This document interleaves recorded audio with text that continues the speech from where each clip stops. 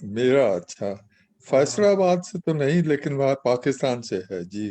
अच्छा, लायलपुर से नहीं था आप? नहीं, लालपुर नहीं, मैं तो प्रोग्राम वो लाइव हो गया है शहीम साहब। जी जनाब। हरवंश मुखिया साहब, प्रोग्राम लाइव हो गया है। जी अच्छा। तमाम नाजरीन का इस्तकबाल है, तमाम पैनलिस्ट का इस्तकबाल है। अंजुमन तरक्की उर्दू हिंद का 4 रोज़ा लिटरेरी फेस्टिवल, जिसमें आज हम गुफ्तगू करेंगे गंगा जमनी तहजीब और हिंदुस्तानी ज़बान इस मौजू पर। और हमारे साथ आज गुफ्तगू करने के लिए जो शख्सियात मौजूद हैं, जाहिर है कि वो किसी तारुफ की मुहताज नहीं है, फिर भी मैं उनके नाम आपको बता दूं कि हरबंस मुखिया साहब हमारे साथ हैं, मशहूर मौर्रिख, और उनसे हम गुज़िश्ता 5 दहाइयों से इस्तिफ़ादा करते चले आ रहे हैं। ख्वाह वो हिंदुस्तान की किसी भी ज़बान में के पढ़ने वाले हों, हरबंस मुखिया साहब से के इल्म से इस्तिफ़ादा करते हैं हर ज़बान के जानने वाले और उर्दू वाले तो बिलखुसूस उनसे बहुत वाबस्ता रहते हैं। इसी तरह हमारे साथ आज प्रोफेसर शमीम हनफी साहब हैं। शमीम हनफी साहब भी मैं समझता हूँ कि जितना अरसा हरबंस मुखिया साहब का है, उतना ही अरसा शमीम हनफी साहब का है।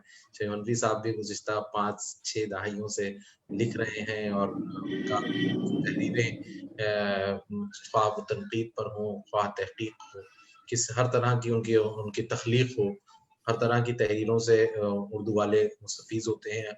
आज भी वो हिंदुस्तानी तहज़ीब और ज़बान पर गुफ्तगू करेंगे। हमारे साथ प्रोफेसर अख्तरुल वासे साहब हैं, अंजुमन तरक्की उर्दू हिंद के बहुत से प्रोग्रामों में आप उनको देखते हैं, हमारी सरपरस्ती करते हैं अख्तरुल वासे साहब। मैं उनका भी बहुत इस्तकबाल करता हूँ, बहुत ज़ील्म शख्सियत है। हिंदुस्तानी तहजीब की बात हो, उर्दू ज़बान की बात हो, या लिसानियात का मैदान हो, या मजहबियात, वासे साहब, हर मैदान के वासे साहब भी हमारे साथ हैं। और इस पूरे पैनल में एक नया इजाफा, एक बिल्कुल मुख्तलिफ नाम अशोक कुमार पांडे साहब का है। अशोक कुमार पांडे साहब की किताब कश्मीर नामा इन दिनों बहुत मकबूल हुई और उसको बहुत पढ़ा गया। आज हमने उनको इस चैनल, इस सेशन में इसीलिए रखा है कि हिंदुस्तानी तहजीब पर अगर गुफ्तगू हो रही है तो कश्मीर से कन्याकुमारी तक हर मौजू पर गुफ्तगू हो। तो आज हमारे साथ अशोक कुमार पांडे साहब भी हैं, जो भी थोड़ी देर में हम ज्वाइन कर लेंगे। इस पूरे पैनल को उमैर मंजर साहब चलाएंगे। इस सेशन की निजामत वही कर रहे हैं। उमैर मंजर साहब भी उर्दू ज़बान व अदब के उस्ताद हैं और उर्दू से उनका गहरा ताल्लुक़ है, पढ़ाते भी हैं, उनकी कई किताबें भी हैं। और उमैर मंजर साहब का एक ख़ास तारुफ ये भी है कि वो शायर भी बहुत अच्छे हैं, नाज़िम भी बहुत अच्छे हैं, और उनकी हिंदुस्तानी तहज़ीब पर भी उनकी अच्छी निगाह है। तो मैं बहुत अदब और एहतराम से उमैर मंजर साहब से गुजारिश कर रहा हूँ कि आप ये सेशन चलाएं। उमैर भाई। बहुत शुक्रिया जनाब तालिफ हैदर साहब। वाक़तन ये बहुत अहम मौजू आज का जो गुफ्तगू का जो मौजू है, गंगा जमनी तहज़ीब और हिंदुस्तानी ज़बान, और इसके लिए जिन शख्सियात का इंतखाब किया गया है वो शख्सियात अपने आप में उनकी हैसियत एक इदारा जाती हैसियत है।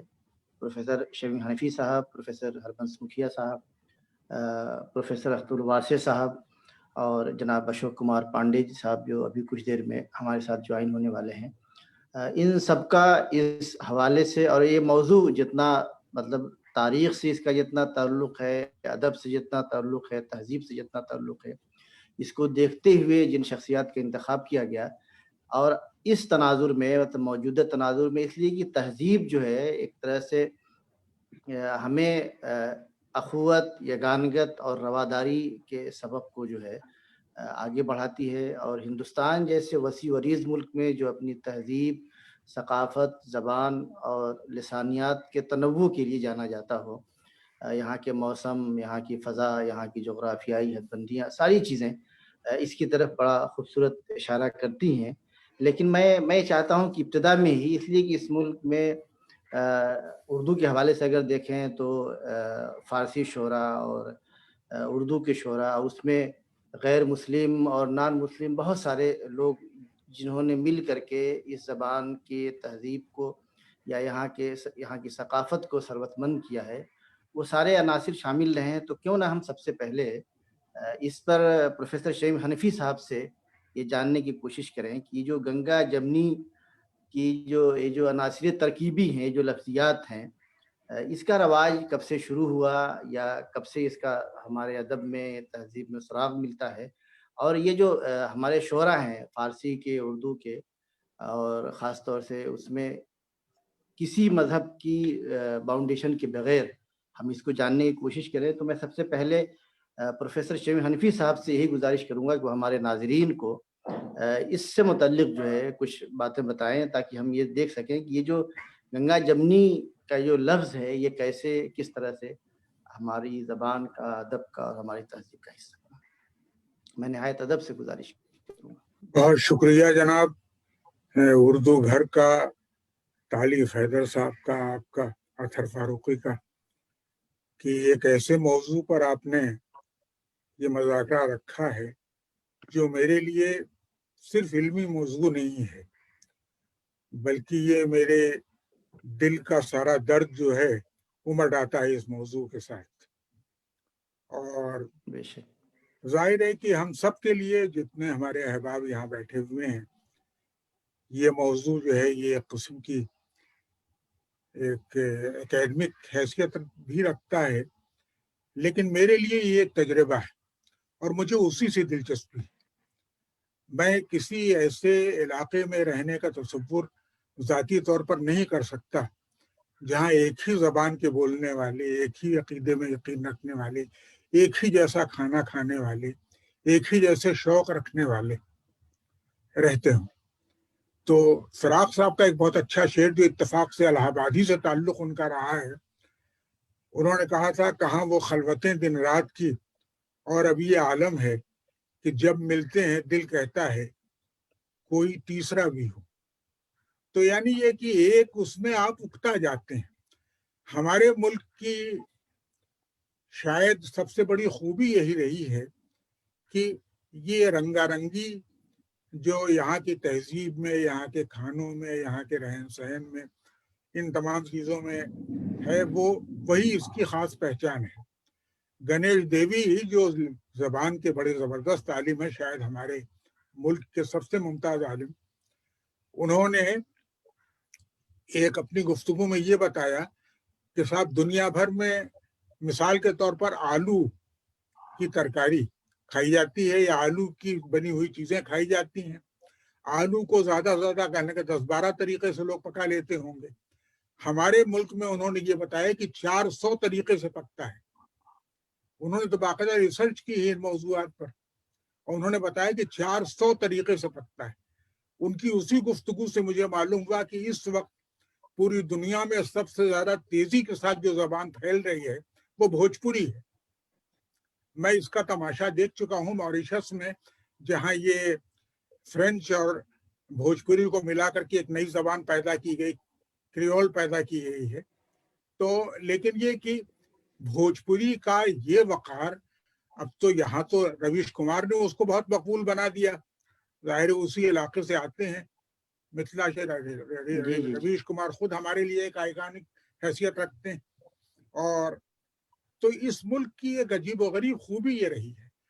میرا اپنا کہنا اس سلسلے میں صرف یہ ہے عمر صاحب کہ ڈائیورسٹی یا رنگا رنگی جو ہے وہ انسان کی فطرت ہے، اور ہمارے ملک کی فطرت یہی رہی ہے. یونٹی اس کی جو ہے صرف ایک، یعنی وحدانیت ایک اس میں. بھائی اشوک واجپئی نے ایک مرتبہ اپنی ایک تقریر میں کہا کہ یہاں تو 33 کروڑ دیوتاؤں میں لوگوں کا یقین رہا ہے، تو 33 کروڑ تو یہاں کی آبادی بھی نہ رہی ہوگی جب اتنے دیوتا بنا لیے گئے تھے. تو آپ سوچئے کہ ہمارے ملک میں جہاں اتنی زبانیں بولی جاتی، 700 کے قریب زبانیں ہیں، 700 کے آس پاس، اور ظاہر ہے کہ 29 ریاستوں میں بٹا ہوا ملک ہے یہ. اور اس کے علاوہ بولیاں سوچئے آپ کتنی ہیں، کھانے دیکھیں آپ، لباس دیکھیں، رسوم دیکھیں، روایات دیکھیں. تو یہ سب باقی. اب یہ کہ گنگا جمنی کا معاملہ یہ ہے کہ بھئی میں وہیں میری تربیت ہوئی. میں الہ آباد یونیورسٹی کا طالب علم تھا اور ظاہر ہے کہ وہاں جی میرے اساتذہ میں فراق صاحب، دیو صاحب، پروفیسر سی دیو، اور یہ میرے استاد تھے. ڈاکٹر ایشوری پرساد تھے اس زمانے میں. تاریخ میں ڈاکٹر بنارسی پرساد سکسینہ نے مجھے پڑھایا، وہ بھی میرے استاد تھے، جن کی شاہجہاں پر بہت مشہور کتاب ہے. تو کہنے کا مطلب یہ ہے کہ میرے تو خون میں رچا بسا ہے الہ آباد اور گنگا اور جمنا دونوں. ہم جایا کرتے تھے جمنا کی طرف ٹہلنے، راستے میں آنند بھون، سوراج بھون. تو ظاہر ہے کہ جو اس تہذیب کو کی پرورش کرنے والے، اس تہذیب کو راستہ دکھانے والے، وہ بھی الہ آباد میں بہت تھے. ڈاکٹر بشمبر ناتھ پانڈے صاحب تھے وہاں اس زمانے میں، میئر تھے ہمارے شہر کے. اور تو بہت لوگوں کو میں جانتا ہوں، اور مورخین سے، ادیبوں سے، شاعروں سے. میں نے تو اسی سے یہ ساری باتیں سیکھی. تاریخ کی کتابیں بھی کچھ پڑھی، لیکن یہاں اس موضوع پر ایک ایسا شخص بیٹھا ہوا ہے جس کے سامنے میری زبان نہیں کھل سکتی. تو بہتر یہ ہے کہ آپ سمجھ گئے ہوں گے. تو آپ یہ کہ یہ کیسا، اچھا باقی گنگا جمنی کیسے شروع ہوا اور جگہوں پر تو میں نہیں جانتا، لیکن اتنا میں جانتا ہوں کہ ایک بڑی خوبصورت زبان پیدا ہوئی تھی ہندوستانی. میں اسی کا قائل ہوں. گاندھی جی اسی کو یہاں کی قومی زبان بنانا چاہتے تھے، لیکن بہرحال جب یہ مسئلہ زیر بحث آیا تو ایک بہت بڑی شخصیت اس ملک کی، مقتدر کہنا چاہیے، صدر کی حیثیت، وہ اس سے متفق نہیں ہوئے. اور یہ ہوا کہ نہیں صاحب، ہندوستانی قومی زبان کے بجائے ہمیں ایسا کرنا چاہیے کہ ایک ان کے، یعنی ان کی رائے کے مطابق یہ ہوا کہ نہیں. ورنہ تو یہ اتنی خوبصورت زبان تھی جو مناجات بیوہ کی زبان ہے، وہی گاندھی جی کے لیے تو وہی ایک ماڈل کی حیثیت رکھتی تھی، اے دین اور دنیا کے مالک، راجا اور پرجا کے مالک. تو مجھے تو وہی زبان آتی بھی ہے، وہی بولتا ہوں. گھر میں اودھی بولنے والے بھی ہیں ہمارے یہاں، اور میں نے اپنے والد سے بھی وہی زبان سنی. تو کہنے کا مطلب یہ ہے کہ یہ ساری چیزیں تو یہ تو مجھے تو یاد نہیں آتا. میں سمجھتا ہوں تاریخ کے آغاز سے پہلے سے شاید گنگا جمنی تہذیب اور گنگا جمنی کا کلچر اور وہ زبان یہاں موجود رہی ہے. باقی تو آپ پوچھیں استاد الاساتذہ ہمارے دوست. نہیں، بہت مانی گفتگو. آپ نے فراق کا ذکر کیا، میں آؤں گا اس لیے کہ فراق پہ جب تہذیب اور گنگا جمنی کی بات ہو تو فراق کا ذکر ہوگا، لیکن میں تھوڑا دیر میں اس طرف آپ سے دوبارہ بات کروں گا. ہمارے ساتھ آپ نے اشارہ بھی کیا پروفیسر ہربنس مکھیا صاحب ہیں. میں نے ذکر کیا کہ اسلم پرویز صاحب نے اپنے زمانے میں رسالہ اردو ادب میں ایک بڑا اہم آرٹیکل شائع کیا تھا، ہندوستان میں اسلام کی اشاعت، اور اس میں مغل پیریڈ اور انگریز اور اس کے بعد آزادی کے زمانے کو لیا تھا. میں اس موقع پہ یہ جاننے کی کوشش کروں گا کہ جو ہنٹنگٹن نے جو نظریہ پیش کیا تھا کلیش آف سویلائزیشن کا، کہ اب جو کچھ ہے وہ ظاہر ہے کہ تہذیبوں کے تصادم سے جو کچھ ہوگا، لیکن آپ نے جو مطالعہ کیا اور خاص طور سے مغل پیریڈ میں اسلام کس طرح سے پھیلا یا ہندوستان میں کس طرح سے اسلام کی جڑیں گہری ہوتی گئیں، تو اس میں کون سی چیز، یہ تہذیبی رویے حاوی تھے یا ہنٹنگٹن نے جو نظریہ پیش کیا تھا سول آف کیا کہتے ہیں کہ تہذیبی تصادم کا، کیا تھا کلیش آف سویلائزیشن کا؟ اس تعلق سے میں چاہوں گا کہ اب ہمارے ناظرین کو پروفیسر ہربنس مکھیا صاحب سے میں درخواست کروں گا کہ کچھ بتائیں آپ. جی بہت شکریہ آپ کا مجھے اس گفتگو میں شامل کرنے کے لیے. میں جو آپ نے بات کہی، وہ جو آپ نے مدعا اٹھایا، وہ میں اس پہ ابھی آتا ہوں تھوڑی دیر میں.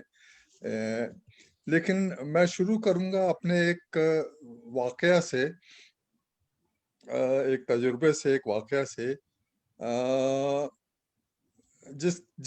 جس کا تعلق تاریخ سے بھی ہے. 1992 کے فروری مارچ کا وقت تھا، پھاگن کا مہینہ تھا، ہولی آنے والی تھی. تو دہلی میں میرے ایک دوست تو تھے، تو وہ علی گڑھ مسلم یونیورسٹی میں ایسوسیٹ پروفیسر تھے ہسٹری کے، بڑے قابل बहुत ही प्रॉमिसिंग हिस्टोरियन थे, इकबाल गनी खान उनका नाम था। बाद में उनको बड़ी बेरहमी से कत्ल कर दिया गया किसी और वजह से, लेकिन आईजी, हम उनको आईजी के नाम से जानते थे, आईजी खान। उनसे मुलाकात हुई तो उन्होंने बातों बातों में मुझसे ये कहा कि होली आने वाली है, तुम होली के रोज या होली के रोज या होली से एक रोज पहले गांव में बैठ करके गांव वालों से होली के गीत सुनना चाहोगे? तो मैंने कहा तो बहुत कमाल की दावत है, इससे बेहतर क्या दावत हो सकती है। तो मैंने क्या कहा कि हम जरूर सुनना चाहेंगे। तो उनका कि होली जिस रोज जलती है, होली के एक रोज पहले तुम आ जाना अलीगढ़ और मैं तुम्हें ले चलूंगा गांव में। तो बहरहाल हम लोग, मेरी मोहतरमा और मैं, हम लोग गए, ट्रेन से गए, यहाँ से दिल्ली से ट्रेन से गए अलीगढ़। अलीगढ़ में वो हमें एक गांव ले गए जो कोई 20-25 किलोमीटर, ज्यादा दूर नहीं था, 20 किलोमीटर होगा शायद। उसका नाम गभारा गांव था या कुछ इस तरह का नाम था। वहां हम गए। उस गांव में एक छोटा सा पैलेस था जो वहाँ का एक छोटा मोटा राजा कहलाता था, जो हिंदू था। वो जो उनके एक बार आईजी के क्लासमेट था, उनके साथ ही पढ़ा था, तो इसलिए वो तो उस वक्त मौजूद नहीं थे वो राजा साहब, लेकिन उनके मुलाजमीन सब जानते थे आईजी खान को, तो इसलिए आईजी खान को वहाँ हर वक्त जाने की इजाजत थी। तो वो हमें ले गए वहां पर, हम लोग रात वहीं रहे। और वहाँ कोई रात के 8 बजे के करीब 8 लोग आए, कोई 30-32 साल की उम्र के, कोई 20-22 साल, कोई 30 साल, कोई 28 साल, इसकी उम्र के 8 लोग आए, अपना हारमोनियम और ढोलक वगैरह लेकर के आए वहाँ पर। उन्होंने हमें होली के गाने सुनाए। वो मैंने रिकॉर्ड भी किए, 2-1 घंटे वो होली के गाने सुनाते रहे। होली के गाने में कृष्ण जी कभी राधा को छेड़ रहे हैं, कभी राधा जी कृष्ण को छेड़ रही हैं, कभी वो प्यार जता रहे हैं, कभी वो नाराजगी जता रहे हैं, वगैरह वगैरह, इस तरह के गाने चलते रहे। वो तकरीबन 2 घंटे वो गाने सुनाते रहे। ऐसे ही मैंने 2-1 घंटे सुनाए उन्होंने। और वो पेशेवर ना, वो गाने वाले नहीं थे। वो कभी भूल जाते थे, अल्फाज भूल जाते थे, तो एक दूसरे से पूछ लेते थे। कभी उनके सुर इधर उधर हो जाते थे तो फिर शुरू कर देते थे। तो प्रोफेशनल नहीं थे वो वहीं के लोकल लोग थे। मैंने ऐसे ही जब 10-11 बज गए तो वो जाने लगे, तो ऐसे ही मैंने चलते चलते उनसे नहीं, अपने आईजी से ही पूछा कि यहाँ गांव में तो हमने सुना है कि सब 7-8 बजे तक सो ही जाते हैं, ये तो 10-11 बजे तक हमें गाने सुनाते रहे। तो उन्होंने कहा कि असल में ये आजकल रमजान भी है और ये रोजा था इनका, तो रोजा से इफ्तार करके आए थे और देर हो गई इनको। और अगले रोज आईजी तो अपने घर वापस चले गए, हमें वहीं छोड़ गए उस छोटे मोटे राजमहल में। हम लोग रात वहीं रहे। तो अगले रोज, अच्छा, उस गांव में कोई 80% मुस्लिम थे, 20-22% हिंदू थे। अगले रोज एक शख्स नहीं था जिसने होली नहीं खेली थी, एक शख्स हमने नहीं देखा। हमें उन्होंने बख्श दिया, हमारे पास नहीं आए, हम लोग बाहर से आए हुए थे, एक तरह से मेहमान थे। हमें होली, हमारे ऊपर रंग नहीं डाले उन्होंने, दोनों ने, हम दोनों पर, लेकिन बाकी हर एक ने वहां पर होली खेली हुई थी। तो इससे मुझे एक बहुत बड़ा सबक मिला, खुद को समझने का, अपने समाज को समझने का और अपने तारीख को समझने का एक बहुत बड़ा सबक मुझे उन 8 गवैयों ने दिया, जिसमें 5 मुसलमान थे, 3 हिंदू थे, और जो उनका लीडर था वो रमजानी उसका नाम था, उसका नाम मुझे याद है, रमजानी नाम था। बहुत बड़ा सबक ये मिला, रमजानी जी, बहुत बड़ा सबक मुझे ये मिला اپنے بارے میں بھی جیسے میں نے کہا اور اپنے سماج کے بارے میں, اپنے تاریخ کے بارے میں, کہ ہم جو بہت پڑھے لکھے لوگ ہیں, یونیورسٹیوں میں پڑھتے ہیں, پڑھاتے ہیں, بڑی اچھی انگریزی بولتے ہیں. میں تو اتنی اچھی نہیں بولتا, لیکن بہرحال یہی مانا جاتا ہے کہ اچھی انگریزی بولتے ہیں, بہت پڑھے لکھے ہوتے ہیں. ان کے لیے ہر چیز بڑی صاف ستھری ہوتی ہے کہ ہم اگر ہندو ہیں تو یہ کرتے ہیں اور یہ نہیں کرتے ہیں. ہم اگر مسلمان ہیں تو روزہ رکھتے ہیں, نماز پڑھتے ہیں وغیرہ وغیرہ, حج جاتے ہیں اگر ہو سکے تو, اور ہم لوگ یہ مورتی پوجا نہیں کرتے یا بھجن نہیں گاتے, کرشن جی کے بھجن نہیں گاتے. تو یہ جو بالکل صاف ایک ہندو, بالکل یہ پیور ہندو ہوتا ہے, اور ایک مسلمان جو پیور مسلمان ہوتا ہے, جن میں ایک دوسرے سے کی ملاوٹ نہیں ہوتی ہے, یہ جو تصویر لے کر کے ہم چلتے ہیں, اس تصویر کو اتنا بالکل وہ تصویر اتنی ٹوٹ گئی اس روز, اس شام کو, کہ ہمیں یہ انہوں نے یہ بتایا کہ بھائی یہ ہندو ہونا اور مسلمان ہونا یہ ایک دوسرے سے صرف الگ نہیں ہے, ایک دوسرے سے صرف مخالف نہیں ہے, یہ الگ بھی نہیں ہے. ہم ہندو بھی ہیں, مسلمان بھی ہیں, ہم روزہ بھی رکھتے ہیں, نماز بھی پڑھتے ہیں, اور کرشن جی کے گیت بھی گاتے ہیں. اور جیسے میں نے کہا کہ وہ پروفیشنل نہیں تھے, پروفیشنل تو دلیپ کمار کو جو کہیے رول وہ کر دیں گے, یا امیتابھ بچن کو کر دیں گے, لیکن وہ پروفیشنل نہیں تھے. وہ تو جیسے میں نے کہا وہ کبھی بھول جاتے تھے, کبھی وہ سر ان کے ادھر ادھر ہو جاتے تھے. وہ اور اگلے روز جیسے میں نے کہا سب نے ہولی کھیل رکھی تھی. یہ بابری مسجد کے ڈھہنے سے کوئی 5-6 مہینے پہلے کی بات ہے. تو ظاہر ہے کہ وہ نہیں, اب کیا آپ جی میں یہ جاننا چاہوں گا کہ یہ ظاہر ہے کہ آپ 90s کی بات کر رہے ہیں, لیکن ادھر 2020 تک آتے آتے آپ ان تہذیبی رویوں میں کیا کوئی بدلاؤ نہیں دیکھتے؟ ہاں نہیں, میں 1 منٹ میں پوری کر لوں اپنی بات. تو یہ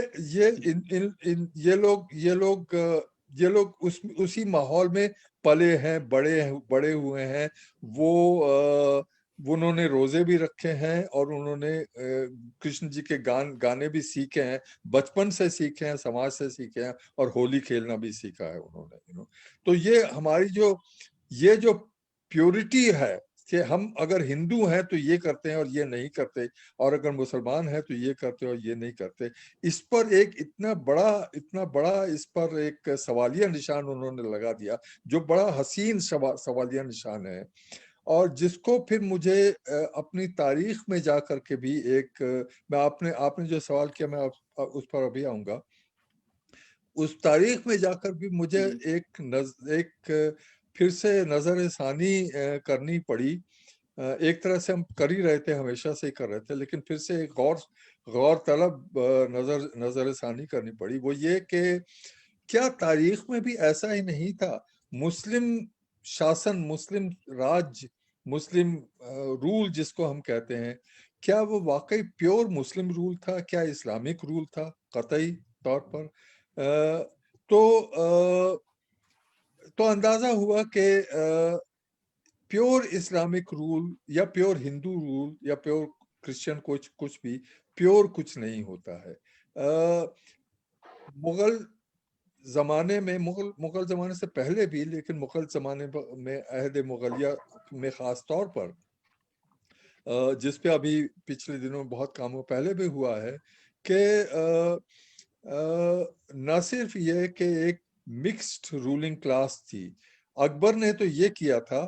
اکبر نے 1558 میں, وہ 56-57 میں وہ گدی پر آئے تھے, اور اگلے 20 سالوں تک انہوں نے یہ کیا کہ جتنے بھی ان کے منصب دار تھے, جو رولنگ کلاس تھی, اس میں یہ اقتدار عالم خان نے بہت پہلے 1968 میں شاید ایک مضمون لکھا تھا, بہت ہی بہترین مضمون لکھا تھا, کہ دیکھیے 1556 میں جب وہ گدی پر بیٹھے ہیں اکبر, تو اس وقت धड़े थे मनसब रूलिंग क्लास में, एक तुरानी थे जो खुद मुगल भी तुरानी थे या ईरानी थे, ज्यादा कोई 58% के करीब तुरानी थे और 58 नहीं शायद 55-52% थोड़े से ज्यादा थे उनसे ईरानियों से, ईरानी उनसे थोड़े से कम थे, लेकिन ईरानी और तुरानी यही दो लोग थे, दो धड़े थे जो के रूलिंग क्लास में, जो के हाकिम वो थे। अकबर ने ये किया कि 20 सालों में उसने इस रूलिंग क्लास की शक्ल बदल दी और ये किया कि हर वहां पर वो राजपूतों को लाए, अफगानों को, पठानों को लाए, हिंदुस्तानी मुसलमानों को लाए और ये किया कि 1580 आते आते 1579-80 आते आते हर धड़ा एक चौथाई रह गया, चौथाई या उससे कम रह गया। तुरानी रह गए शायद 24%, एग्जैक्टली मैं रफली यही है 24%, ईरानी भी रह गए 20-22%, उसके बाद राजपूत आए 16-17%, हिंदुस्तानी मुसलमान वगैरह वगैरह। तो इस तरह से जो एक मिक्स्ड रूलिंग क्लास बना दी उसने, और मिक्स्ड रूलिंग क्लास में यह हुआ कि किसी एक धड़े के पास इतनी कुव्वत नहीं थी कि उस पर हावी हो सके रूलिंग क्लास पर, सबको तो बराबर। इसे हम कह सकते हैं कि मुगल पीरियड जो है या मुगल इस्टेब्लिशमेंट जो है वो गंगा जमनी तहजीब के सहारे बढ़ा है। एक तरह से यस। अब गंगा जमनी तहजीब तो शायद बाद में ये अल्फाज आए, लेकिन एक तरह से अकबर ने जो सुलह कुल का जो अकबर और अबुल फजल ने जो सुलह सुल का जो तस्वुर दिया वो एग्जैक्टली यही था। गंगा जमनी उसको कह सकते हैं कि सुलह कुल का मतलब ये होता है माफ कीजिए, सबसे बड़ा जो सेकुलर था वो अकबर ही था और इसी वजह से अकबर द ग्रेट है वो। सेकुलर कहने में मुझे थोड़ी सी परेशानी होती है कि सेकुलर जो माफ कीजिएगा वो कहाँ चला गया ये हाँ, सेकुलर, ये जो सेकुलर और कम्युनल ये हम लोगों की समस्या है, हमारा प्रॉब्लम हुई है। ये 19वीं और 20वीं सदी में आकर के ये प्रॉब्लम हुई है। ये सेकुलर 16वीं सदी में हिंदुस्तान में तो क्या दुनिया में कहीं भी कोई सेकुलर नहीं था। सेकुलरिज्म का कॉन्सेप्ट ही बहुत बाद में आया है, तो उनको सेकुलर कहना ये बड़ा प्रॉब्लमेटिक हो जाता है। तो इसलिए उनको सेकुलर नहीं ये अल्फाज मुझे सही नहीं लगते उस जमाने में, जिनको अंग्रेजी में एनाक्रोनिज्म कहते हैं। आज के तस्वुरात को लेकर के आप पिछले जमाने पर लाद दें, ये वो प्रॉब्लम हो जाती है। तो सेकुलर उनको ना कहिए, लेकिन उन्होंने आज जो लफ्जियात इस्तेमाल हो रही हैं, जो कुछ कहा जा रहा है, तो इसे क्या कहेंगे आप? जी गंगा जमनी इस वक्त जो सूरत हाल है जी हाँ, उसको मैं प्लूरलिज्म कहूंगा। हाँ, वो अकबर ने असल में जो सुलह कुल का जो तस्वुर है वो यही प्लूरलिज्म का तस्वुर ही है कि कोई एक मजहब या कोई एक धड़ा या कोई एक ग्रुप हावी ना हो सके जिसमें सबके लिए बराबर की जगह हो, प्लूरलिज्म, प्लूरल स्पेस हो। तो मैं उसको प्लूरलिज्म कहूंगा। और आज भी हमें जो जरूरत है वो प्लूरलिज्म की जरूरत है, प्लूरल स्पेस की जरूरत है कि जिसमें सबके लिए जगह हो। इसको मैं ये अकबर की देन है, न सिर्फ अकबर की, मुगल जमाने की अहद मुगलिया की देन है कि ये जो तस्वुर बना है सुलह कुल का, ये सिर्फ तस्वुर नहीं, जैसे मैंने अभी बताया कि उन्होंने इसको मैकेनिकल, इसका एडमिनिस्ट्रेटिव ढांचा बनाया ताकि ये कोई एक हिस्सा रूलिंग क्लास का दूसरे हिस्से पर, या एक हिस्सा कोई एक मजहबी हिस्सा या दूसरा भी कोई हिस्सा सब पर हावी ना हो, सबको सब बराबर, जिनको बराबर का मौका मिले। तो ये जो एक यानी गंगा जमनी तहजीब को फरोग देने के लिए इक़्तिदार में सबकी हिस्सेदारी जरूरी है एग्जैक्टली। अमलन तो यही हुआ। बिल्कुल, और यही अकबर ने इसको पक्का किया, इंश्योर किया कि यही हो। और ना सिर्फ ये अपने तकरीरें दे करके, बल्कि उन्होंने रूलिंग क्लास का स्ट्रक्चर ऐसा बना दिया कि ऐसा ही मुमकिन हो उसके बाद। और वो उसके बाद वही स्ट्रक्चर रहा। उसमें थोड़ी बहुत इसके हिस्सा कम हो गया, उसका ज्यादा हो गया, राजपूतों का कम हो गया, मराठों का ज्यादा हो गया, ये सब चलता है। आपसे अगले दौर में आपसे बात करेंगे। यहाँ पे प्रोफेसर अब्दुल वासी साहब हैं, मैं उनसे एक यहीं पर जो है उनसे गुफ्तगू एक सवाल समझना चाहूँगा कि जाहिर है कि इस गंगा जमनी तहजीब में जो सूफिया की खानकाहें हैं उनका बहुत बड़ा, उसको इस्टेब्लिश करने में बहुत बड़ा रोल रहा है, इसलिए कि सूफिया के दरवाजे सबके लिए खुले रहे हैं। लेकिन आज तसव्वुफ को जिस तरह से पेश किया जा रहा है हिंदुस्तान के बाहर भी हर तरफ जो है, तो ऐसा लग रहा है कि एक इस्लाम के सामने एक और चीज एक अलग नजरिए के तौर पर पेश किया जा रहा है। तो इस तनाजुर में मैं प्रोफेसर अब्दुल वासी साहब से चाहूँगा कि हमारे नाजरीन को और इस तरह की मौके पे जाहिर है कि वो अदब के भी, तारीख के भी और इस्लामियात के भी बड़े स्कॉलर हैं। मैं उनसे गुजारिश करूँगा कि इस सिलसिले पे, इस सवाल पे आप कुछ रोशनी डालें। जी बहुत शुक्रिया डॉक्टर उमर मंदर साहब। जो कुछ उस्ताद मोहतरम प्रोफेसर शफीम हनफी साहब ने कहा, प्रोफेसर हरबंस मुखिया साहब ने जिस तरह हमें एक तरह से आगही बख्शी, उसके लिए हम उनके शुक्रगुजार हैं। और उन्होंने जो कुछ कहा उससे इत्तफाक रखता हूँ मैं। पहली बात तो ये। दूसरी बात ये कि सूफिया का मसला ये है कि एक ऐसे समाज में जो इस्तबदाद वाला समाज था, जहां आमरियत का राज था, जहां दो तबके थे, या तो हुक्मरान थे या महकूम थे, ऐसे समाज में और ऐसे हालात में खानकाहें जो थीं वो एक तरह से उन्होंने वो माहौल पैदा किया जिसमें कि गरीब आदमी की दादरसी हो सके, उसकी सुनवाई हो सके, उसको थोड़ा उसकी इज्जत हो सके, डिग्निटी जिसे कहते हैं उसको दी जा सके।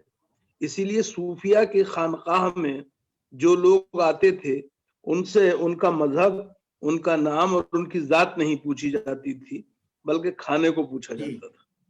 और लंगर का वो जो पूरा इंस्टीट्यूशन है, वो तस्वुर है जो आज तक जारी है, खासतौर से सिख मजहब के हवाले से और सूफिया की क्या दरगाहों के हवाले से, वो उसी की तोसी है। दूसरी बात जो है वो ये है कि सूफिया जो थे वो जब दुखियारे आते थे अपने गम की विपता, अपने ऊपर गुजरी विपता को लेकर, तो उनके कांधे जो थे वो एक तरह से उनके लिए सहारे का काम देते थे। और उसके नतीजे में अगर आप देखें तो खानकाह के अंदर एक तरह से अगर आप देखें तो मज़ाहिब का, तहजीबों का और जबानों का एक की त्रिवेणी थी जो कि हमें नजर आती है देखने को। और उसके अंदर जो है वो सूफिया जो हैं उसकी एक तरह से सरपरस्ती कर रहे थे। हजरत निजामुद्दीन औलिया के बारे में हम सब जानते हैं कि उन्होंने जो हमारे यहाँ बसंत का त्योहार है ये उन्हीं की अता है, उन्हीं की देन है। हमें ये नहीं भूलना चाहिए कि हजरत निजामुद्दीन औलिया की सरपरस्ती में, उनकी खानकाह में हजरत अमीर खुसरो ने एक तरह से दो जबानों को जन्म दिया और उनको आगे बढ़ाया। एक का नाम हम सब जानते हैं हिंदी, दूसरे को हम आज उर्दू के नाम से जानते हैं, जबकि वो भी हिंदवी कहलाती थी और वो फर्क नहीं था। वो तमाम बोलियों का जिस तरह मिश्रण तैयार हुआ और उनके नतीजे में एक जबान ने अरबी फारसी रस्म खत को इख्तियार किया, दूसरी ने देवनागरी को, और उसके नतीजे में दोनों जबानें। अमीर खुसरो के बारे में भी एक बात नहीं भूलनी चाहिए। दो किरदार में अकबर का नाम यहाँ आया, लेकिन मैं दो किरदारों को खास तौर से मुझे बहुत दिलावेज लगते हैं। एक अमीर खुसरो जिनका बाप तुर्क था, माँ हिंदुस्तानी थी। दूसरा इसी तरह से अब्दुल रहीम खान खाना जिनकी माँ एक बार फिर हिंदुस्तानी थी और बाप तुर्क थे। तो अगर आप देखें तो ये जो एक तरह से आज जिसको माशाअल्लाह लव जिहाद के नाम से आज वो तो दोनों मतलब बंद कर दिए गए होते, लेकिन इन लोगों ने हमारे यहाँ एक तरह से उस कल्चर को फरोग दिया जिसके अंदर के दूरी जो थी वो एक तरह कुर्बत में बदली, और उस कुर्बत के नतीजे में जो आदान प्रदान हुआ, जो लेन देन हुआ, जो एक्सचेंज हुआ, उसके नतीजे में वो चीज वजूद में आई जिसको कि हम आप और हम जो हैं आज गंगा जमनी तहजीब के नाम से याद कर रहे हैं। मुझे आप एक बात की इजाजत अगर दें तो असल में सवाल तो आपने सूफिया के हवाले से पूछा। आप अगर देखें तो हमीदुद्दीन नागौरी हैं क्या में राजस्थान में जी, जो ख्वाजा मोइनुद्दीन चिश्ती के बुनियादी तौर पे मुरीद हैं, लेकिन नागौर का जो इलाका था वो जाटों की अक्सरियत का इलाका था जो कि वेजिटेरियन थे।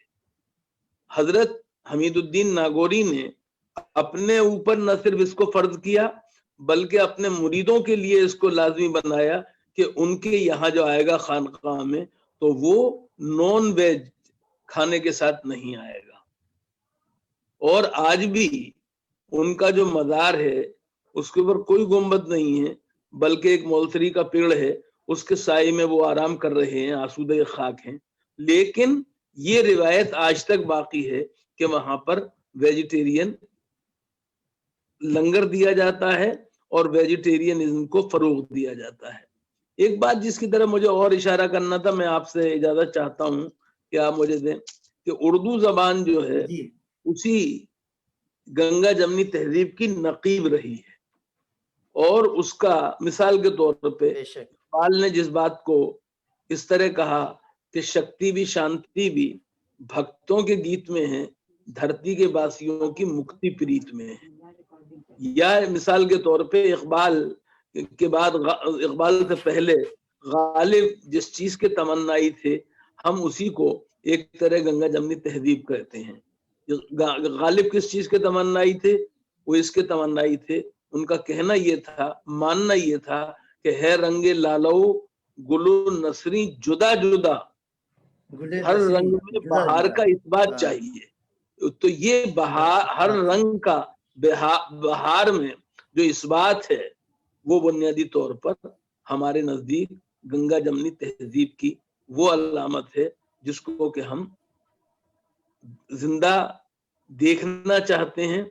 और अभी हरबंस मुखिया साहब ने अकबर के हवाले से जो बातें कही, अबुल फजल के हवाले से कही, अगर आप देखें तो लाल किले के अंदर जिस तरह से हिंदुस्तानी, हिंदू, मैं मुसलमानों की बात नहीं कर रहा हूं, हिंदुस्तानी त्योहार जिस तरह मनाए जाते थे वो उसकी अपनी एक पहचान थी एक।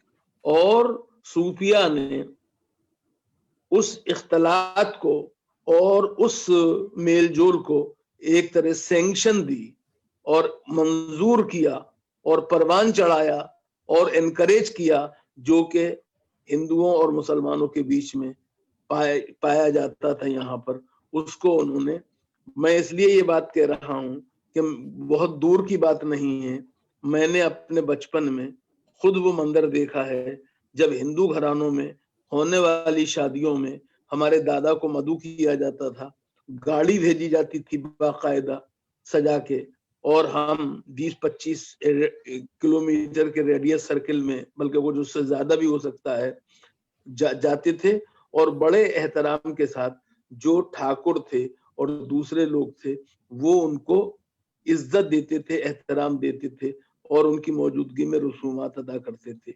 इसी तरह हमारे घरों में होने वाली तकरीबात में भी लोग बराबर से शरीक होते थे। अब इस वक्त थोड़ी देर के लिए ऐसा लगता है कि कुछ नजर लग गई है, लेकिन ऐसी बात नहीं है। हमारे यहाँ नजर का टोटका उतारने के बहुत से तरीके हैं, इंशाअल्लाह हम उसमें कामयाब होंगे। सर कोई एक तरीका कैसे करें? इस वक्त जो हिंदुस्तान का जो मंजरनामा है और अभी उधर 90s का उस दौर की खुशगवार यादों का जिक्र प्रोफेसर हरबंस मुखिया ने किया, لیکن اس وقت ایک دوسرے کو برداشت نہ کرنے کا جو ایک طرح سے ماحول چل پڑا ہے، تو ایسا لگتا ہے کہ اتنا بڑا تہذیبی ورثہ جو ہمارے پاس تھا، رشیوں کا، منیوں کا، صوفیوں کا، آخر وہ ساری چیزیں کیا بیکار ہو رہی ہیں؟ کیا اس کو کس طرح سے دیکھیں؟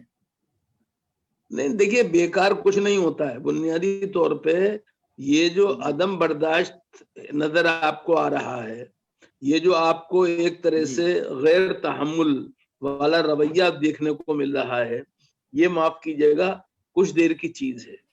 بہت سے ایسے دور آتے ہیں، ایسی بات نہیں ہے. اس دلی نے بہت کیا چیزیں دیکھی ہیں، یہ ایک دور نہیں دیکھا اس دلی نے.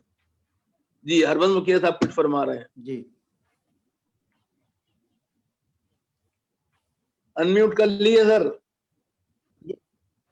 یہ ہربنس مکھیا صاحب کو انمیوٹ کر دیجیے. سر آپ اپنا انمیوٹ کر لیجئے، میں نے آپ کو آپشن دیا ہے ہربنس مکھیا صاحب، آپ اپنا انمیوٹ کر لیجئے.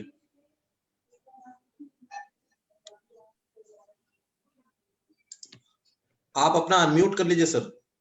اشوک کمار پانڈے صاحب بھی ابھی گاڑی میں بیٹھے ہیں. آج گاڑی میں نظر آ رہے ہیں اشوک کمار پانڈے. بہرحال جی تو ہم ان کا استقبال جی کر لیجئے. استقبال ہاں، ابھی وہ گاڑی سے اترے نہیں. استقبال کرتے ہیں.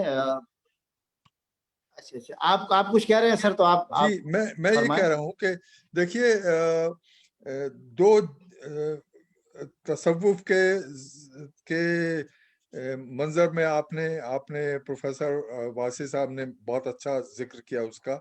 میں ایک بات میں اس کے ساتھ اور بھی جوڑنا چاہتا ہوں کہ بھکتی موومنٹ کا جو سب سے بڑا جو دین ہے اس کی یہ ہے کہ ایک طرح سے جو میں پہلے بھی جس کا ذکر کر رہا تھا کہ ہندو اور مسلمان بالکل پیور ہندو اور پیور مسلمان، اس کو سب سے زیادہ بھکتی آندولن نے، لیکن اس سے بھی زیادہ بھکتی تحریک تھی، لیکن اس میں سب سے زیادہ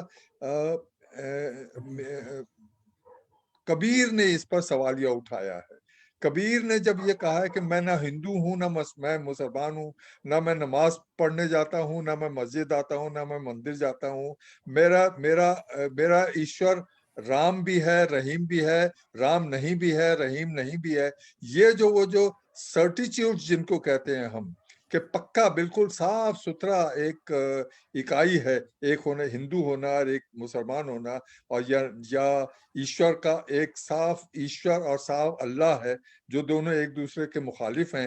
اس پر انہوں نے سب سے بڑا سوالیہ نشان جو انہوں نے لگایا، اور جس کو لے کر کے جس کو آخر تک چلتا رہا اور آج بھی چلتا ہے. جب بلے شاہ یہ کہتے ہیں کہ تم کتنے گوتے کھاؤ جمنا میں جا کر کے، اس سے کچھ نہیں ہونے والا ہے. تم کتنے ہی نماز پڑھاؤ، جمعے کی نماز پڑھاؤ، اس سے کچھ نہیں ہونے والا ہے. جب تک تم میں کو اپنی ایگو کو نہیں ہٹاؤ گے، اور ایگو سے مراد ان کی ذاتی ایگو سے نہیں ہے، ان کی ایگو جو مذہبی ایگو جو کمیونٹی، دو چیزیں ہوتی ہیں. ایک تو کمیونٹی آئیڈینٹی ہوتی ہے، ہم سب ایک خاندان میں پیدا ہوتے کسی ہندو خاندان میں پیدا ہوتے ہیں تو ہندو ہوتے ہیں، مسلم خاندان میں پیدا ہوتے ہیں تو مسلم ہوتے ہیں، کرسچن میں ہوتے ہیں تو کرسچن ہوتے ہیں. تو وہ ہماری کمیونٹی آئیڈینٹی ہے، اور مختلف کمیونٹی آئیڈینٹیز ہیں، صرف ایک نہیں ہے. ہمارا سکن کا رنگ کیا ہے، یہ بھی ایک آئیڈینٹی ہے. ہم مرد ہیں، عورت ہیں، بچے کیا ہیں، یہ سب طرح کی آئیڈینٹیز ہوتی ہیں. یہ کمیونٹی آئیڈینٹیز ہیں جو ہمارے ساتھ جنم کے ساتھ ہوتی ہیں اور آخر تک چلتی رہتی ہیں. یہ جن کو کہتے ہیں دے آر گیون ٹو اس. دوسری ہوتی ہے کمیونل آئیڈینٹی. اگر میں ہندو ہوں تو میں ضرور رام جنم بھومی کے لیے چندہ دوں. کیونکہ میں ہندو ہوں. اگر میں مسلمان ہوں تو فلاں کام کے لیے میں چندہ دوں یا فلاں کام کروں، مسلم لیگ کی حمایت کروں، کیونکہ میں مسلمان ہوں. تو یہ جو میرے کمیونٹی آئیڈینٹی کو کمیونل آئیڈینٹی بنایا جاتا ہے، پرابلم وہاں ہوتی ہے. تو ان آئیڈینٹیز کو جب وہ بلے شاہ کہتے ہیں میں کو جب تک ہم ختم نہیں کریں گے تب تک تو گل مکدی نہیں ہے، ان کے شبد ہیں، تب تک तब तक बात बनती नहीं है, गल मुक्ति नहीं, तब तक बात बनती नहीं जब तक हम अपने मैं को, अपनी इस कम्युनल आइडेंटिटी को खत्म नहीं करेंगे। और यही बात गालिब का जिक्र किया प्रोफेसर वासे ने। गालिब का सबसे सबसे सबसे बेहतरीन शेर अगर मुझे कहा जाए कि एक शेर गालिब का तुम चुन लो सारे दीवान में से, तो मैं वो शेर चुनूंगा उनका। क्या गजब का शेर है कि हम मुवाहिद हैं, हम मुवाहिद हैं, हमारा केश है, हाँ हम मुवाहिद हैं, हमारा केश है तर्के रसूम, यही है ना, तर्के रसूम। मिल्लतें जब मिट गई अज्जाए ईमा हो गई, मिल्लतें जब मिट गई अज्जाए ईमा हो गई। तो मिल्लतों से मुराद क्या है उनकी? मिल्लतों से मुराद ये नहीं है जाहिर है कि दुनिया लोग मर जाएं, तबाह हो जाएं। मिल्लतों से मुराद एग्जैक्टली वो ये जो बुल्ले शाह की मुराद है मैं से। मेरी जो मिल्ली जो पहचान है, मेरी अपनी नहीं, मेरी जो मिल्ली जो कम्युनल पहचान है, जब वो मिट जाएगी तब अज्जाए ईमान हो जाएंगे। असल ईमान तो तब होगा जब हमारी जाती मेरी पहचान इंसान की तरह पहचान होगी, तब वो ना कि हिंदू और मुसलमान की तरह पहचान होगी, तब वो अज्जाए ईमा होगा। तो ये सिलसिला तब से चला आ रहा है कि ये प्यूरिटी ऑफ आइडेंटिटी, इस पर सवालिया निशान उठाने का ये तब से चला आ रहा है, ये अहद वुस्ता से चला आ रहा है। और दूसरी मैं बात जिसका जिक्र आप कर रहे थे अभी, प्रोफेसर वासी ने बहुत अच्छा जवाब जिसका दिया, लेकिन मैं भी उसमें जोड़ दूं जो आपने सवाल मुझसे भी किया था। देखिए, एक बहुत बड़ा रोल होता है स्टेट का, राज्य क्या चाहता है। आप ये देखिए कि आप ये देखिए कि एक दो मिसालें मैं आपको फटाफट देता हूँ, वक्त बहुत ज्यादा नहीं है। 19 पता नहीं कब 2000 के आसपास, 1998 या 2000 के आसपास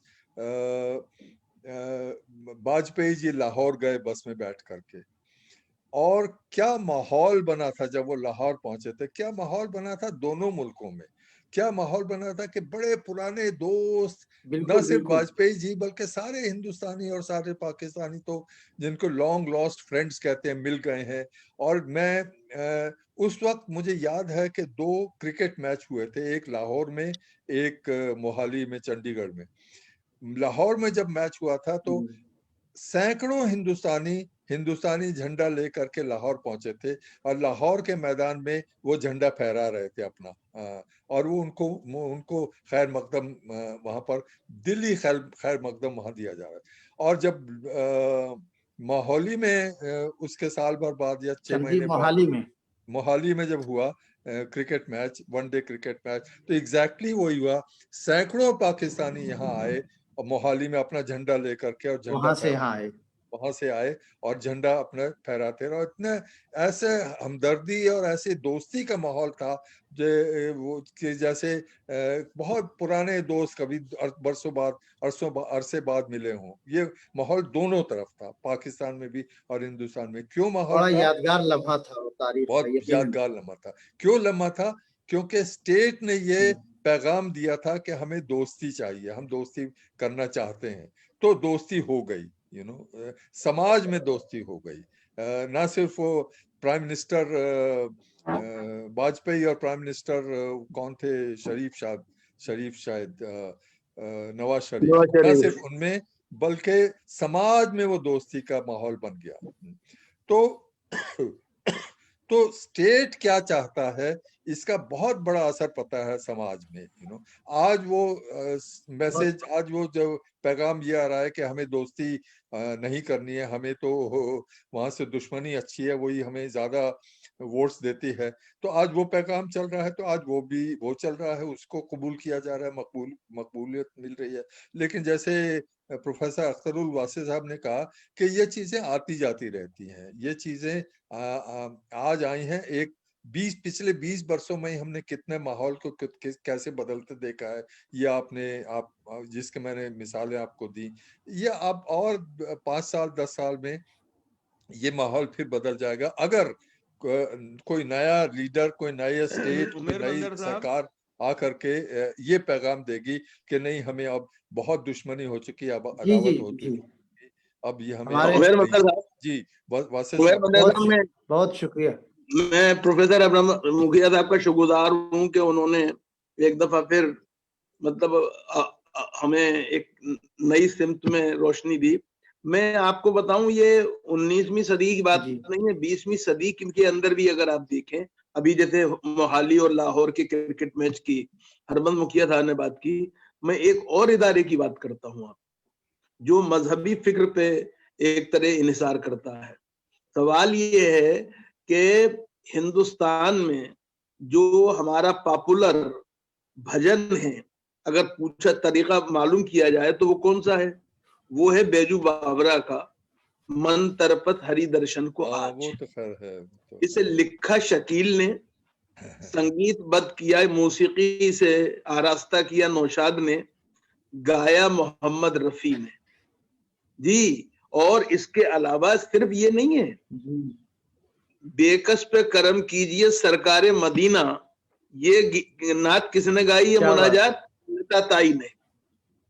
तो मजहबी तौर पर भी हम एक दूसरे के इतने ही करीब रहे हैं। और एक बात और, उर्दू शायरी तो भरी पड़ी है कबीर पंथी ख्यालात से। बिल्कुल बिल्कुल जी, तो असल मसला यही है। और इस सिलसिले में उस्ताद मोहतरम प्रोफेसर शमीम हनफी साहब से बेहतर हमारी रहनुमाई उर्दू के हवाले से कौन कर सकता है? हमने तो इन्हीं के कदमों में बैठ के सीखा है और इन्हीं की जूतियां। बहुत शुक्रिया सर। हमारे आज के आखिरी जो पैनलिस्ट हैं जनाब अशोक कुमार पांडे जी, वो जुड़ चुके हैं, तशरीफ ला चुके हैं। और अभी जैसा कि जिक्र हुआ उनका कश्मीर नामा के हवाले से, एक फनकार हैं। मैं ये चाहूँगा कि जो कश्मीर जो है एक जो हमारा एक बड़ा मोतबर खित्ता है, उस तहजीब के हवाले से मैं उनसे, क्या वो तहजीब कमज़ोर पड़ रही है या उस तहजीब को हिंदुस्तान के वसी तनाजुर में जिस तरह से पेश किया जाना चाहिए था वो नहीं पेश हुई, कुछ इस पर मैं चाहता हूं कि हमारे नाजरीन को इस पर अगर वो रोशनी डालें। उनसे बेहतर मैं नहीं समझता कि बहुत अच्छा पैनल ये एक तरह से अंजुमन तरक्की उर्दू और ख़ास तौर से उसके सरबराह जनाब अतहर फारूकी साहब ने ये बड़ा अच्छा पैनल बनाया गया। और आपने सुना कि इस वक्त जो बातें हुई उसमें मैं चाहता हूँ कि इस हवाले से, ख़ास तौर से कश्मीर के हवाले से, उसकी तहजीब और सकाफत के हवाले से आप कुछ बातें हमारे नाजरीन को बताएं।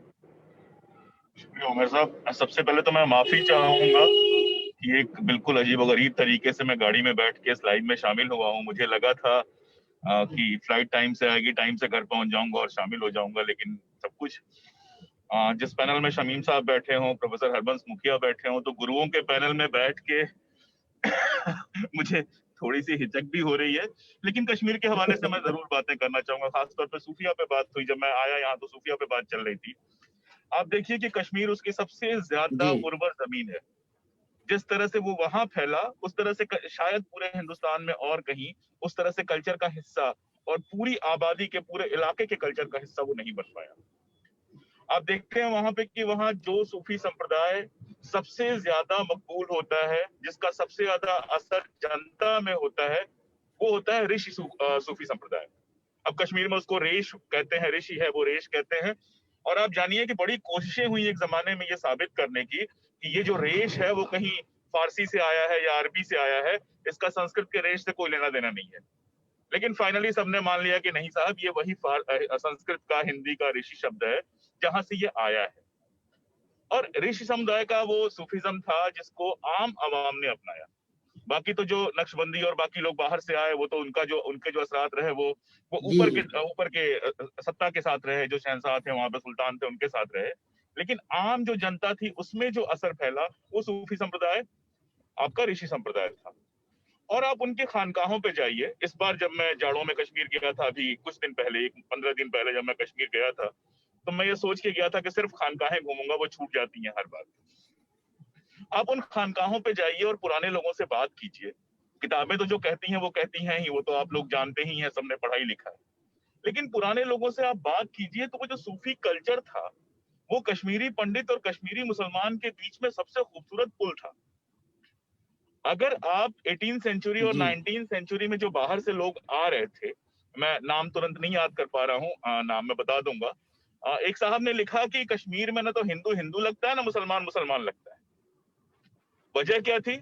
वजह ये थी कि जिस तरह के मुसलमान वो बाकी जगहों पे देखते हुए चले जा रहे थे, मेरठ में देख रहे थे, दिल्ली में देख रहे थे, या लाहौर में देख रहे थे, या कराची में देख रहे थे, कश्मीर में उनको वैसे मुसलमान, वैसे पाबंद मुसलमान नहीं मिले।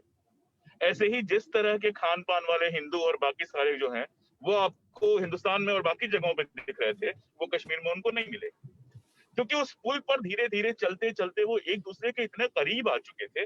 मैं ये कतई नहीं कहता हूँ कि भाई भाई थे और एक थाली में खाते थे, ये सारा कुछ नहीं था। कई बार हमें बढ़ा चढ़ा के कहने से भी बचना चाहिए, जी लेकिन हमने जैसे बाकी दुनिया में सीख लिया था, बाकी हिंदुस्तान में सीख लिया था, साथ में रहना सीख लिया था। जैसे मैं आपको बताता हूँ कि जब हिंदू त्योहार होते थे, अब तो बहुत कम कश्मीरी पंडित बचे, तो मुसलमानों के यहाँ ये जो फल फ्रूट के साथ साथ कच्चा मांस भेजा जाता है, पका हुआ नहीं खिलाते थे। ऐसे ही जब मुस्लिम त्योहार ईद हुआ करता था, बकरीद हुआ करता था, तो मुसलमानों के यहाँ से कच्चा मांस भिजवाया जाता था और फल फूल और जो वहाँ ड्राई फ्रूट्स का कल्चर है वो भिजवाया जाता था। उसके बिना वो त्योहार अधूरे होते थे।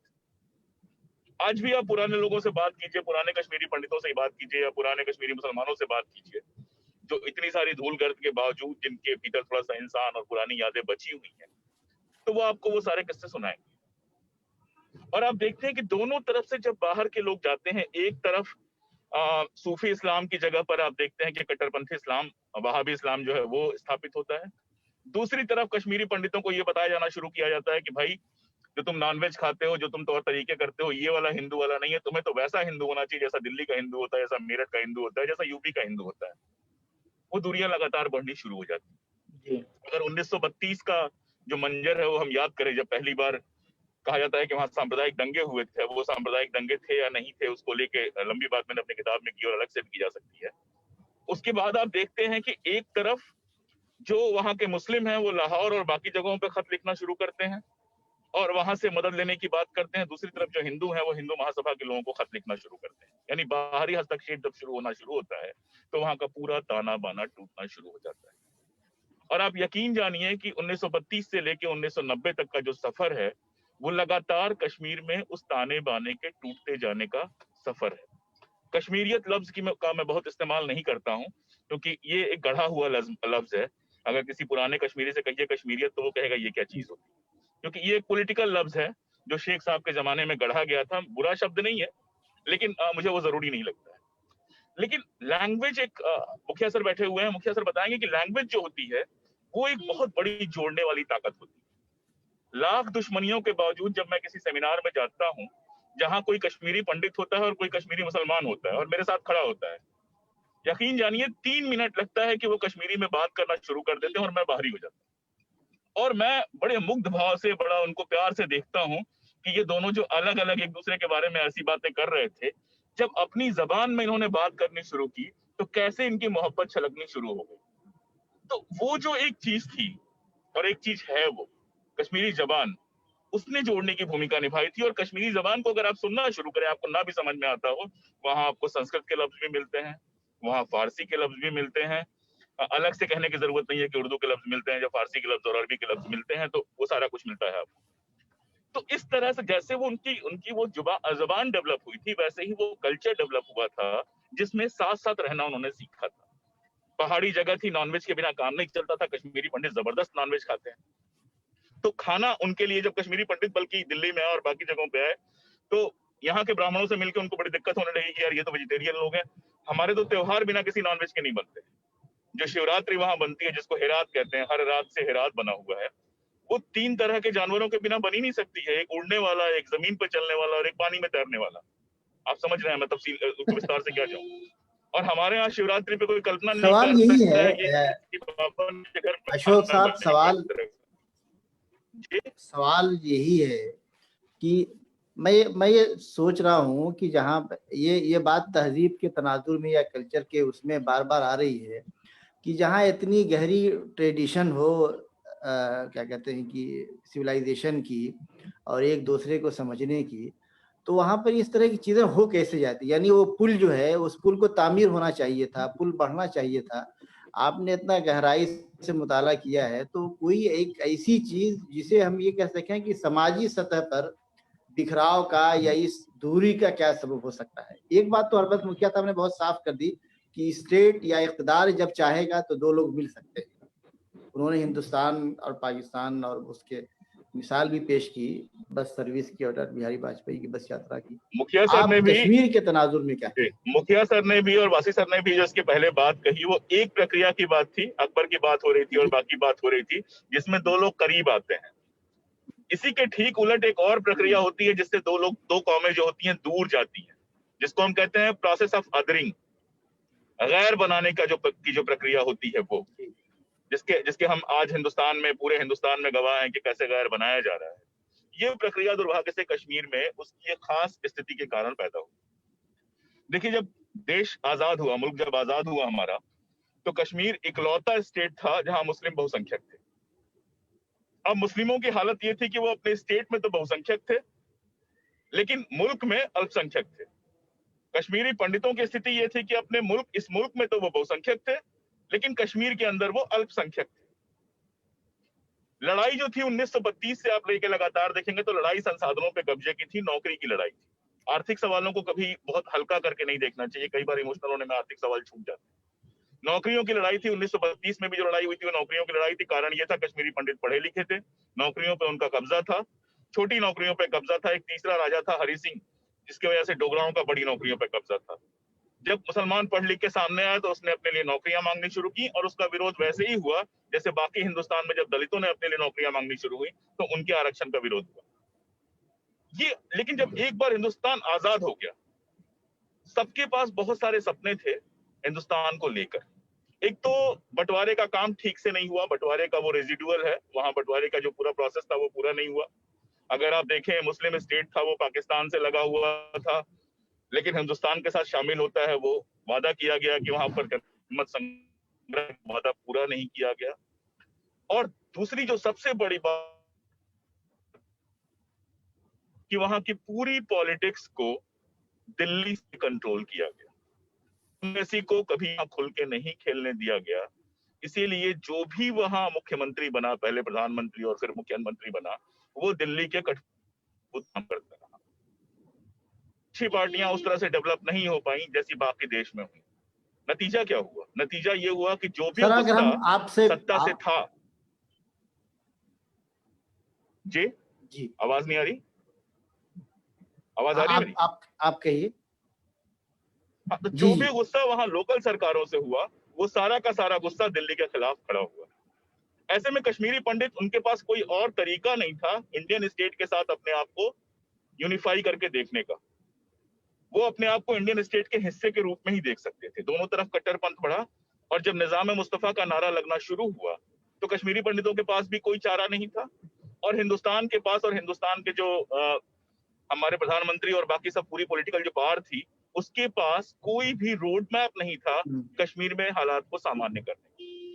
आप ये समझिए कि वो सारा गुस्सा और सारी जो चिढ़ थी वो 90s में फूट पड़ी, जिसका सबसे बड़ा कारण जो मेरी समझ में आता है वो आता है कि अब मैं आखिर में अशोक साहब, मैं आखिर में आपसे ये जानना चाहूंगा कि इस वक्त जो है उस गंगा जमनी तहजीब को आप कहाँ कश्मीर में देख रहे हैं? मुख्तसरन आप मुझे जो है कश्मीर के तनाजुर में आप बता दीजिए। देखिए, कश्मीर में जो हालात हैं, कश्मीर में जो हालात हैं अभी फिलहाल, वो बिल्कुल भी उम्मीद जगाने वाले नहीं है। हमें कोई गलतफहमी नहीं पालनी चाहिए। लोगों के अंदर एक भयानक गुस्सा है, निराशा है और एक चिढ़ है। इस सच्चाई को स्वीकार कर लेना चाहिए। हिंदुस्तान का जो झंडा उठाने वाले लोग थे उनको हमने कहीं का नहीं छोड़ा, जो हिंदुस्तान की बात करने वाले लोग थे उनको हमने कहीं का नहीं छोड़ा, और सब मिला के नतीजा ये हुआ कि धर्म को, जब आप जानते हैं ना, जब गुस्सा, चिढ़ और ये सारी चीजें, फ्रस्ट्रेशन होता है, तो धर्म को अपने सबसे खराब तरीके से फैलने का मौका मिल जाता है। जबरदस्त रेडिकलाइजेशन कश्मीर में हुआ है। इधर जो कश्मीरी पंडित बाहर निकल के आए, उनका भी जबरदस्त रेडिकलाइजेशन हुआ है। और मुझे, मतलब एक लेखक के तौर पर और एक इंसान के तौर पर और एक वहां कश्मीर से मोहब्बत करने वाले जो बार बार भाग के वहां जाता रहता है, मुझे कोई उम्मीद नजर नहीं आती। फिलहाल कोई उम्मीद नजर नहीं आती है। अगर कोई, मतलब दिल्ली की सत्ता पे अगर कोई ऐसा बंदा बैठे, कोई ऐसी पार्टी बैठे जो कश्मीर के हालात सच में ठीक करना चाहती हो, कश्मीर के लोगों को साथ लेकर ठीक करना चाहती हो, तो शायद 10 साल बाद थोड़ी बहुत स्थिति बेहतर हो सकती। बहुत शुक्रिया, बहुत शुक्रिया। आखिर में मैं बहुत अच्छी गुफ्तगू आपने की। अब मैंने शुरू में कहा था, प्रोफेसर शमीम हनफी साहब ने जो गुफ्तगू की थी और फिराक का जिक्र आया था, तो मैं चाहूँगा कि आज की इस गंगा जमनी तहजीब और हिंदुस्तानी ज़बान के हवाले से अगर हम फिराक पे गुफ्तगू अपनी ख़त्म करें, या फिराक के हवाले से कि फिराक के यहाँ जो तहजीबी और देवमालाई अनासिर जो हमें नज़र आते हैं, उस हवाले से उर्दू शायरी में ज़ाहिर उसे एक नया तजर्बा भी कहा गया।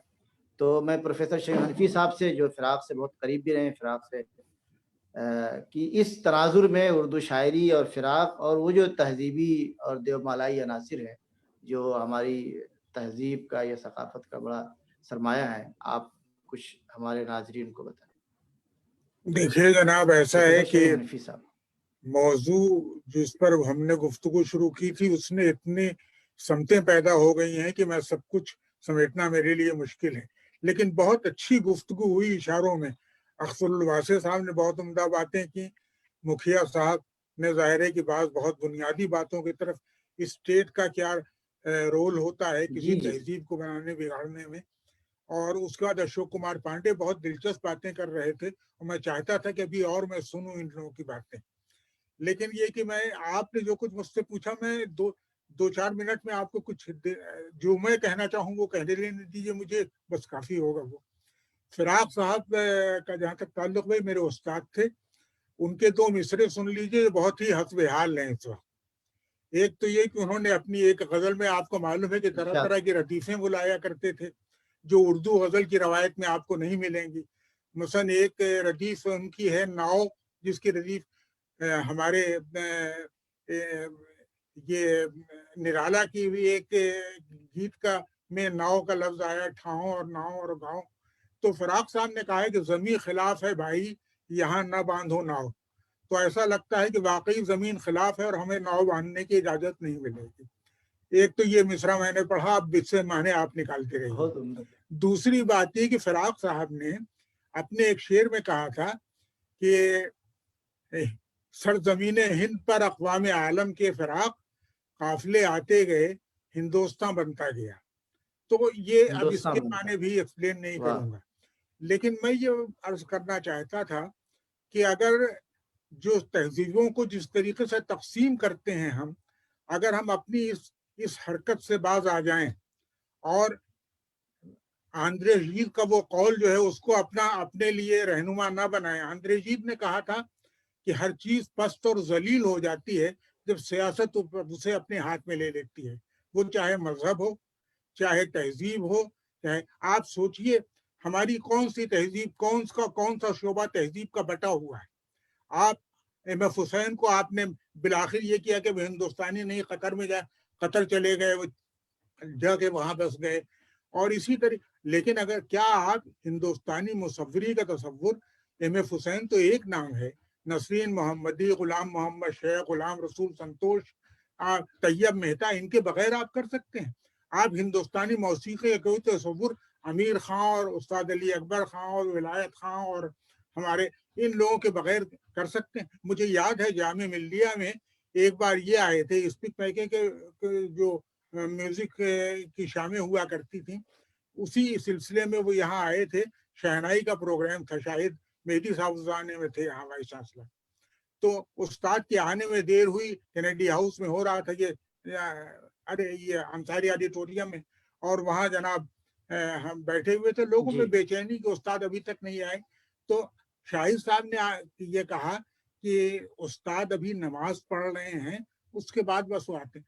उस्ताद नमाज पढ़ के शेरवानी और पैजामा में जब जो उनका लिबास था उसी तरह मलबूस, तिरछी टोपी उनकी लगी हुई, और क्या मासूमियत उनके चेहरे पर, और आते ही फिर शहनाई बजाना उन्होंने शुरू कर दिया। तो देखिए कि ये एक चीज होती है।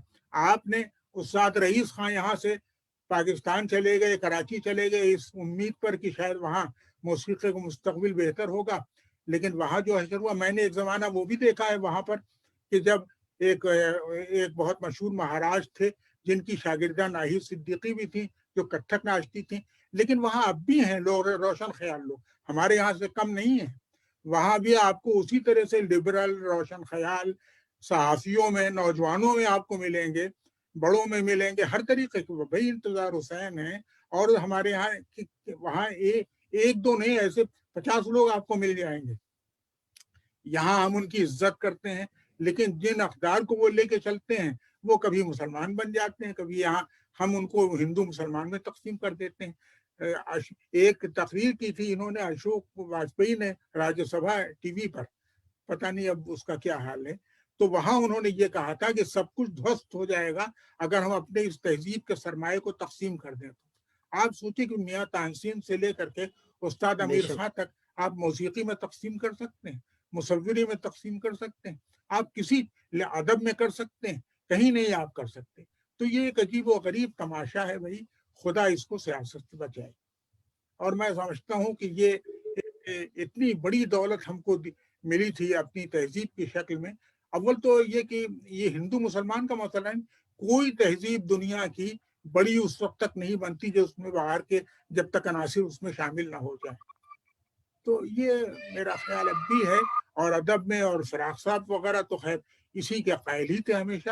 انہوں نے فراق صاحب نے ایک زمانے میں مضامین لکھنے شروع کیے، مجھے یاد ہے 1962-63 کی بات ہے، نہیں ہاں 62-63 کی بات ہے، انڈین اس میں ہندوستان ٹائمز میں جو مضامین وہ لکھ رہے تھے زبان ہندی پر، ہندی کے خلاف مضامین لکھے انہوں نے، my anti Hindism, the mistake of Hindi, the mistake of Hindi again. یہ سارے کتابی شکل میں بھی ان کی کتاب چھپی تھی، غائب ہو گئی.